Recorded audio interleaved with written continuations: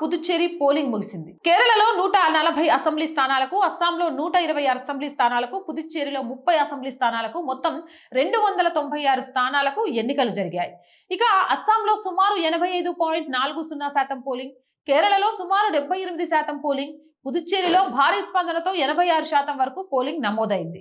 మొత్తం 5.3 కోట్లకు పైగా ఓటర్లు, కేరళలో 2.7 కోట్ల మంది, అస్సాంలో 2.5 కోట్ల మంది, పుదుచ్చేరిలో సుమారు 9.5 లక్షల మంది ఓట్లేశారు. ప్రధాన పోటీలు కేరళ ఎల్డీఎఫ్, యూడీఎఫ్, బీజేపీ నేతృత్వంలోని ఎన్డీఏ.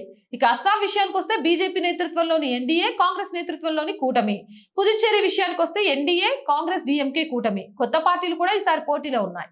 ఇక భారీగా కేంద్ర బలగాలు మోహరించాయి. వెబ్ కాస్టింగ్, డ్రోన్ పర్యవేక్షణ, ప్రత్యేక పోలింగ్ కేంద్రాల ఏర్పాటుతో ఎలాంటి అవాంఛనీయ సంఘటనలు లేకుండా పోలింగ్ అయితే జరిగింది. మే 4న వీటికి సంబంధించిన ఫలితాలు రానున్నాయి. తమిళనాడు, పశ్చిమ బెంగాల్ ఫలితాలతో పాటు అస్సాంలో అధిక పోలింగ్ జరిగింది. తీవ్ర పోటీ సూచన కూడా కనిపిస్తుంది. కేరళలో సాంప్రదాయ పోటీ కొనసాగించవచ్చు.